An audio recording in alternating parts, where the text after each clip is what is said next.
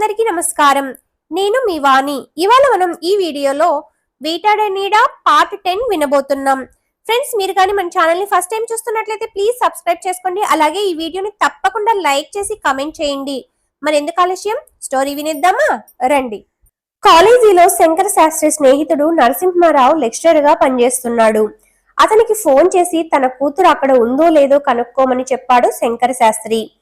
తరువాత భార్య దగ్గరకు వచ్చి కదిలించి చూశాడు. నెమ్మదిగా కదిలిందామె. వెంటనే ఒక టవల్ను చల్లటి నీళ్లతో తడిపి ఆమె ముఖాన్ని అద్దాడు. కొంతసేపటికి కళ్ళు తెరిచిందామె. భర్త వంక చూసి, హమ్మయ్య, మీరు క్షేమంగానే ఉన్నారు అని సంతోషంగా అంది. కళ్ళల్లో నీళ్లు తిరిగాయి శంకర శాస్త్రికి. ఆమె ప్రాణం మీదకు వచ్చిన తన గురించే ఆలోచిస్తోంది. భార్య పార్వతమ్మ వైపు ప్రేమగా చూశాడు శంకర శాస్త్రి. ఏమండి, ఏం జరుగుతోంది ఇప్పుడు?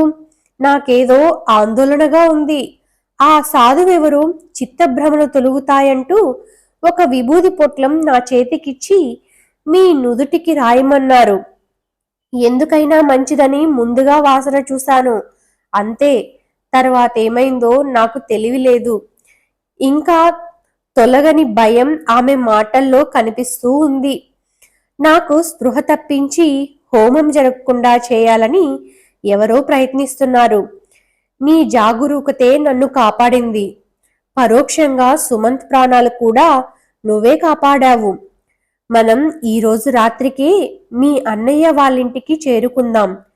రేపు ఉదయాన్నే సుమంత్ కోసం మహామృత్యుంజయం హోమం జరిపిస్తాను అన్నారాయన. మా అన్నయ్య గారికి అబ్బాయిని కాదు గాని ఆ సుమంత్ చాలా మంచివాడు. అతనికి హాని చెయ్యాలని ఎవరనుకుంటున్నారో. సుమంత్ కోసం మీరు ఇబ్బందులు పడుతున్నారు అంది భర్త వంక ఆప్యాయంగా చూస్తూ. ఇది కేవలం సుమంత్ ఒక్కడి విషయంగా నేను భావించడం లేదు. దైవశక్తికి దుష్టశక్తికి జరుగుతున్న పోరాటంగా అనుకుంటున్నాను. దైవశక్తిని గెలిపించాల్సిన బాధ్యత మనందరి మీద ఉంది. లేకుంటే మనం చేసే పూజకు అర్థమే లేదు. ఈ పోరాటంలో నేను బలైపోయినా సరే ప్రాణమున్నంత వరకు వెనకడుగు వేయను అన్నాడు శంకర శాస్త్రి దృఢ నిశ్చయంతో. భగవంతుడు మనతో ఉన్నాడు, ఏమీ కాదులేండి.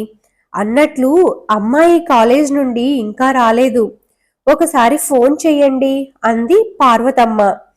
ఇందాక కూతురికి కాల్ చేస్తే స్విచ్ ఆఫ్ అని జవాబు వచ్చిన విషయం శంకర శాస్త్రికి గుర్తు వచ్చింది. వెంటనే మరోసారు కూతురికి దీక్షకు కాల్ చేశాడు. ఈసారి కూడా స్విచ్ ఆఫ్ అనే సమాధానం వచ్చింది.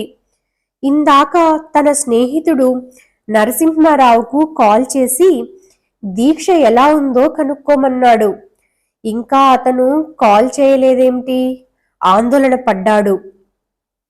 కాలేజీ నుంచి స్నేహితురాళ్లతో బయటకు వస్తున్న దీక్ష దగ్గరకు ఒక సాధువు లాంటి వ్యక్తి వచ్చాడు. నువ్వు శంకర శాస్త్రి గారి అమ్మాయివి కదూ అంటూ అవునన్నట్లుగా తల ఊపింది దీక్ష. మీ నాన్న నాకు బాగా కావలసిన వాడు. నీకోసం ఇదిగో సుగంధ విభూది తెచ్చాను.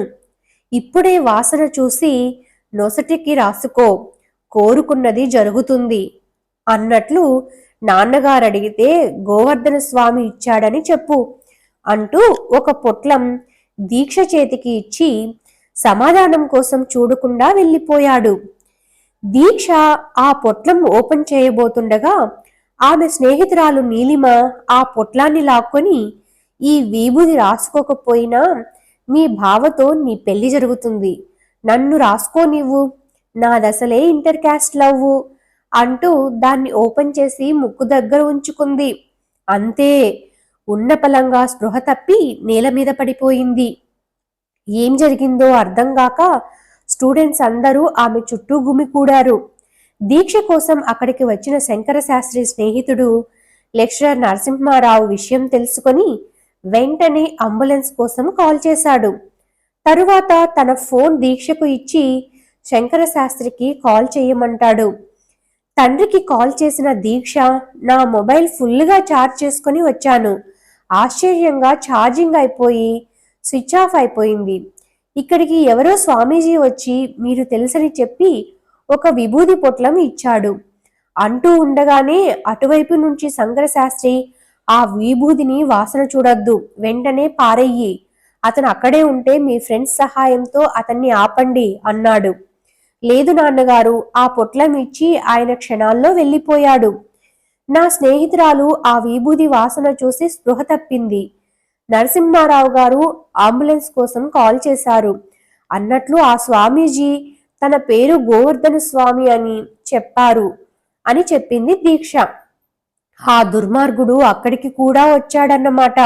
సరే, నువ్వు అక్కడే ఉండు. మీ మామయ్య వాళ్ళ ఊరికి కారులో బయలుదేరుతున్నాం. రేపు ఉదయాన్నే మీ బావ కోసం హోమం చేయాలి కదా, నువ్వు అక్కడే ఉండు. నిన్ను పికప్ చేసుకుని వెడతాం. నీ బట్టలు అమ్మ సర్దుతుందిలే. వివరాలు మనం వెళ్లే దారిలో చెబుతాను అన్నాడు శంకరశాస్త్రి. కానీ నా నాన్నగారు, ఇక్కడ నా స్నేహితురాలు అంటూ చెప్పబోతున్న దీక్ష మాటలకు అడ్డు వస్తూ, అదే విభూది మీ అమ్మ కూడా వాసన చూసింది. అది ప్రాణాపాయం కలిగించేది కాదు. కాసేపటికి ఆ అమ్మాయికి స్పృహ వస్తుందిలే. అంబులెన్స్ వచ్చేలోగా ఉల్లిపాయ కట్ చేసి వాసన చూపించండి. నువ్వు అక్కడే నలుగురితో ఉండు, మేము వచ్చేస్తున్నాం. ఫోన్ నరసింహారావుకు ఇవ్వు అన్నాడు శంకర శాస్త్రి.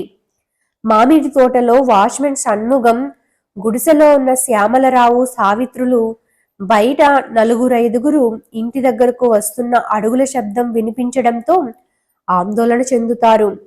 బయట నుంచి డ్రైవర్ వెంకటేష్ తలుపు తీయండి, పోలీసులు వచ్చారు అనడంతో షణ్ముగం తలుపులు తీస్తాడు. వెంకటేష్తో పాటు నలుగురు పోలీసులు లోపలికి వచ్చారు. వాళ్ళలో ఒక వ్యక్తి, నేను హైదరాబాదులో ఒక పోలీస్ ఆఫీసర్ని, ఒక కేసు విషయంగా విజయవాడ వెళ్ళి తిరిగి వస్తున్నాం. ఇతను రోడ్డు పక్కన నిల్చొని వరుస పెట్టి సిగరెట్లు కాలుతూ ఉంటే అనుమానం వచ్చి ప్రశ్నించాం. ఎవరికో గుండెపోటు వచ్చిందని, బయట నుంచి దయ్యం కేకలు పడుతోందని పొంతన లేకుండా మాట్లాడుతూ ఉంటే అనుమానం వచ్చి ఇక్కడికి వచ్చాం. చెప్పండి, ఎవరు మీరు అని ప్రశ్నించాడు. సావిత్రి మాట్లాడుతూ, విజయవాడలో శ్రేయ హాస్పిటల్స్ మాదే. నా పేరు సావిత్రి. నేను గైనకాలజిస్ట్ని. ఈయన పేరు శ్యామలరావు. ఈయన కూడా డాక్టర్. మా హాస్పిటల్ ఎండి కూడా ఈయనే. హైదరాబాద్లో మా కూతురు శ్రేయ డెలివరీ కోసం బయలుదేరాం. ఈ మామిడి తోటలో పార్టీ చేసుకున్న తరువాత మా అల్లుడి తమ్ముడు విశాల్ కనబడ్డం లేదని చెబితే చూద్దామని ఇక్కడ ఆగాము. ఈ వాచ్మెన్ విషయంగా కొన్ని అపోహలు రావడంతో ఈయనకు గుండెపోటు వచ్చింది. కారు తీసుకొని వస్తానని వెళ్ళిన వెంకటేష్తో పాటు మీరు వచ్చారు అంది సావిత్రి. డ్రైవర్ వెంకటేష్ శ్యామలరావు వైపు చూసి మాట్లాడుతూ, బండి స్టార్ట్ చేశాక కుదరదని ఇప్పుడే 2-3 సిగరెట్లు తాగేశానయ్యా. వీళ్లకు డౌట్ వచ్చి ఇక్కడికి తీసుకొచ్చారు. ఇంకెప్పుడు ఇలా చెయ్యనయ్యా అన్నాడు చేతులు జోడించి.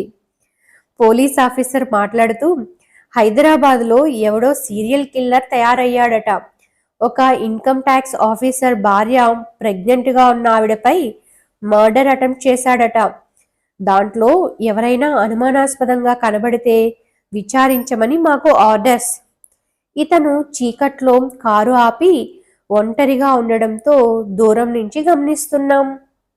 ఏమాత్రం భయం లేకుండా చీకట్లో రోడ్డు పక్కన వరుసబెట్టి సిగరెట్లు కాలుస్తుండడంతో అనుమానం వచ్చి ప్రశ్నించామన్నాడు ఆ పోలీస్. ఉలిక్కి పడ్డారు సావిత్రి, అలాగే శ్యామలరావులు. Income tax ఆఫీసరా? అతని పేరేంటి?